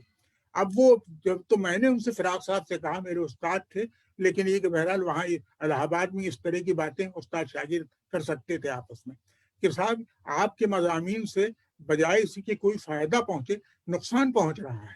اس طرح کے مضامین آپ کیوں وہ کرتے ہیں؟ کیونکہ ان دونوں زبانوں کا معاملہ بھی ہے. میں تو اب بھی یقین رکھتا ہوں اگر ان دونوں کا سرمایہ آپ ملا لیجئے تو آج بھی جو ادب لکھا جا رہا ہے اردو اور ہندی میں، سرحد کے اس طرف اردو میں، ہماری طرف ہندی میں، وہ دنیا کے اچھے ادب کے ساتھ آنکھیں ملا سکتا ہے. بہت اعلیٰ درجے کی شاعری ہو رہی، بہت اعلیٰ درجے کا فکشن لکھا جا رہا ہے. اس کی تقسیم جب ہم کرتے ہیں تو ہم آدھے ادھورے خود بھی بن جاتے ہیں، اور اسی طریقے سے یہ ہوتا ہے کہ ہم اپنی دولت گویا کہ ہم نے خود گنوا دی. تو یہ صورتحال ہے. اس لیے گنگا جمنی تہذیب کے علاوہ ہمارا کوئی بڑا مستقبل نہیں بن سکتا جب تک اس کو ہم پھر سے دوبارہ اس کو اپنے ہاتھوں میں لینے کی کوشش نہ، اس کو فروغ دینے کی کوشش نہیں کریں گے. تو یہ صورتحال ہے. اب مجھے کبھی کبھی عبرت ہوتی ہے دیکھ کر کے کہ اسٹیٹ جب یہ کہ فنون کی، بھئی جب آپ یہ دیکھیں کہ ہمارے یہاں جب تک ہم نے آج تک آرٹسٹوں میں، پینٹ کرنے والے ہوں، میوزیشین، ان میں ہم نے متعصب لوگ نہیں دیکھے. جس طرح وہ ریاض کرتے ہیں اور جس طریقے سے ان کے ہاں جو روشن خیالی ہوتی ہے، استاد بسم اللہ خان کو، استاد ولایت خان کو آپ باتیں کرتے ہوئے راگوں کا جب ذکر کرتے ہیں، پورا ہمارے پڑوس میں نظام الدین میں یہ سمجھیے کہ وہ ڈاگر گھرانہ ہے. آپ کبھی ان کے ہاں جائیں اور دیکھیں، ان کی باتیں سنیں، تب اندازہ ہوتا ہے کہ ہم کیا تھے اور کیا بن سکتے تھے، اور ہم نے اپنی اوقات کیا، ہم نے اپنے آپ کو کس طرح محدود کر لیا، خراب کر لیا. تو اگر ہم اس کو پورے سرمایہ، آپ پریم چند کے بغیر کیا اردو فکشن کا تصور کر سکتے ہیں؟ آپ کیا فراق کے بغیر، شنکر نسیم کے بغیر آپ اس کا تصور کر سکتے ہیں اپنی شاعری کا؟ تو یہ چیزیں ایک دوسرے کے ساتھ ناانصافیاں کرنا بند کریں، ایک دوسرے کی قدر کرنا سیکھیں، وہ روشن خیالی اپنے اندر پیدا کریں اس معصومیت کے ساتھ جو استاد بسم اللہ خان کے ہونٹوں پر جب کبھی کبھی وہ راگوں کا ذکر کرتے تھے اور ایکسپلین کرنے کے لیے شہنائی کے پتہ چلے کے ساتھ وہ کچھ گانا بھی شروع کر دیتے تھے. تو یہ ایک عجیب و غریب ایک پوری ہماری روایت رہی ہے گنگا جمنی تہذیب کی. اور اس تہذیب کے اس میں ہم نے گنگا ایک جیسے وہ ہے کہ بھئی گنگا جمنا سرسوتی بھی ایک اس میں چھپی ہوئی ایک لہر، اس کو کیوں نہیں ہم پھر مل جل کر کے تلاش کرتے. تو یہ ہے پوری گفتگو تو بہت دیر تک ہو سکتی ہے اس موضوع پر میرا خیال ہے، لیکن جی آپ کا وقت بھی اب ختم ہو رہا ہے. شمیم صاحب، ہم نے گنگا برباد کر دی، جمنا کو ختم کر دیا، اور گنگا جمنی کلچر کو ختم کر دیا. بالکل ختم کر دیا صاحب. اور یہ عالم شمیم صاحب یہ کہوں گا کہ میری پیڑھی میں اپنی پیڑھی کو ذمہ دار ٹھہراؤں گا کہ جس کو اتنی شاندار وراثت ملی تھی اور ہم اپنے لیے کیسا ملک بنا رہے ہیں جس میں لگاتار غیر غیر غیر بناتے جا رہے ہیں, مسلمان غیر, وہی عیسائی غیر, ادرنگ غیر, والا جو ڈنکا غیر. نقطہ آپ نے پیش کیا تھا بہت صحیح تھا یہ. اور یہ واقعہ یہ ہے کہ یہ تو ہم نے جب اس کو تم پرائے ہو, اب ہم میں سے نہیں ہو, یہ جب تک ہم رویہ اپنا چھوڑتے نہیں ہیں اس وقت تک ہم اپنے آپ کو درست نہیں کر سکتے. اور اب دیکھیے اچھا ابھی آپ کہیں بھی جب شمس الرحمان فاروقی صاحب گئے ہیں جی تو جتنا غم اردو کی دنیا میں تھا کیا اس سے کم ویسے کوئی غم ہندی کی دنیا میں ہو سکتا تھا؟ یہ ہے آپ بالکل مانتے رہیے کہ وہ اردو کا ناول تھا, ہم تو بالکل. ہندی کا بھی ناول نگار ان کو مانتے ہیں. ایسے ہی ہم مانتے رہے ہندی کا تھا, آپ مانیں گے کہ پریم چند اردو کے بھی تھے. تو ہندی اردو کے بیچ کا تو میرے سمجھ میں ہی نہیں آتا ہے کہ اگر اس لپی کو چھوڑ دیا جائے تو اور کیا ہے جو فرق ہے. اشوک کمار صاحب یہ بیٹھے ہوئے ہیں یہاں پر, بھائی ہماری اہلیہ بیٹھی ہوئی, وہ آپ کی بہت مداح ہیں اور وہ وش کر رہی ہیں آپ کو. اور بہت شکریہ, بہت ہمارے جی جی جی بہت اختر الواسط صاحب تو ہمارے یہی رہتے ہیں, لیکن یہ کہ مکھیا جی جی صاحب جی اور اچھا آداب. مکھیا صاحب کے تعارف میں آپ نے ایک بات نہیں بتائی کہ مکھیا صاحب شاعر بہت اچھے ہیں اور بڑی ناانصافی کی انہوں جی نے. جی یہ ان لوگوں میں ہیں کہ جو تاریخ اور ادب دونوں کا حق ایک ساتھ ادا کر سکتے تھے. بالکل بالکل. تو آج کی بہت یقیناً اب شکریہ. ہمارا وقت بھی ہو چکا ہے ایک اور لائن میں اور ایک اپنے لفظ کا تمام ذکر آیا تھا پینلسٹ سر کا کہیں, ایک سیکنڈ بس, ایک لفظ کا ذکر آیا تھا تو میں تو جس نے جی جی کبھی کسی کلاس میں ہسٹری پڑھی ہی نہیں, تاریخ پڑھی ہی نہیں, تو ہربنس مکھیا جیسے جتنے لوگ ہیں, لال بہادر ورما, ہربنس مکھیا, میں تو ان سب کا ایک لفظ ہوں اور خوش نصیب ہوں کہ ان میں سے کسی نے کبھی میرا انگوٹھا نہیں مانگا. کیا کہنے کیا کہنے. نہیں بہت میں کچھ ہم اپنے تمام اپنے جونیئر سے, اپنے کم عمر کے لوگوں سے, میں تو اپنے طالب علموں سے سیکھتا ہوں. تو یہ آپ نے جو بتایا, آنے والی نسل جو ہوگی اس کا تصور جب بھی میرے ذہن میں آتی تو میں اپنی جگہ پر شرمندہ ہوتا ہوں کہ ہم ایک بڑی خراب دنیا ان کے لیے چھوڑ کے جا رہے ہیں. کورونا سے قطع نظر, کورونا نے آپ کو بتا دیا کہ بھئی اوقات کیا ہے. اور میں تو کارل ساگان کی وہ تقریر مجھے بار بار یاد آتی ہے کہ پوری اسپیس میں دیکھا جائے برہمانڈ میں تو ہماری زمین ایک چھوٹا سا پیل بلو ڈاٹ ہے, اور ہم نے اس کی کیا, اس پر بھی ہم اتنا غرور اتنی یہ پتہ. اچھا آپ جہاں سے دیکھیں دنیا کے سب سے ترقی یافتہ ملک سے لے کر کے ہم اپنے یہاں تک کہاں تک آپ دیکھیں گے, سب کا حال وہی. بے شک. عمیر مندر میں چاہوں گا کہ ہم جی تصوف کی بات ہوئی تھی تو کسی صوفی شاعر کے شعر پہ بات ختم کریں کہ حافظہ گر وصل خواہی صلاح کن با خاص و عام با مسلمہ اللہ اللہ باب رحمن رام رام. کیا بات ہے, کیا کہنے ہیں, واہ واہ کیا بات ہے. بہرحال بہت ہی بامانی اور بہت ہی اچھی گفتگو جس میں ادب, تاریخ اور اسلامیات ساری چیزوں کا بہت ہی سلیقے سے میں کہہ سکتا ہوں کہ احاطہ کیا گیا, اور بہت اپنے موقف کو رکھنے کے لیے خاص طور سے بہت ہی واضح طور سے بات رکھی بھی گئی, اور اس کا جو کچھ نقصان ہو سکتا ہے اس سرزمین کو یا اس ملک کو اس کی طرف بھی واضح اشارے کیے گئے. انجمن ترقی اردو ہند اس کے انتہائی فعال ذمہ دار خاص طور سے اطہر فاروقی صاحب کا میں خاص طور سے شکریہ ادا کرتا ہوں کہ ایک بڑی اچھی اپنی گفتگو اور اس تناظر یعنی آج کے اس زمانے میں کہ جہاں بہت زیادہ ایک طرح سے صورتحال قومی یکجہتی کے لیے یا گنگا جمنی تہذیب کے لیے سازگار نہیں ہے, لیکن ہمارے پینلسٹ نے واضح کیا کہ اس طرح کے زمانے آتے رہتے ہیں, اس طرح کے واقعات ہوتے رہتے ہیں, اور یہ واقعہ بھی ہے, یہ وقت بھی گزر جائے گا. میں ایک بار پھر پروفیسر شمیم حنفی صاحب کا, پروفیسر اختر الواسط صاحب کا, پروفیسر ہربنس مکھیا صاحب کا اور جناب اشوک کمار صاحب کا, سب لوگوں کا بے حد شکریہ ادا کرتا ہوں کہ ان کی وجہ سے آج بڑی عمدہ گفتگو ہوئی اور ایک یادگار ایک مذاکرہ ہوا. بہت بہت شکریہ. ہم آپ کا شکریہ ادا کرتے ہیں بحیثیت ماڈریٹر. آپ نے بہت اچھی طریقے سے کہ ہمیں ماڈریٹ کیا, نظامت کی. بالکل, بہت شکریہ سر.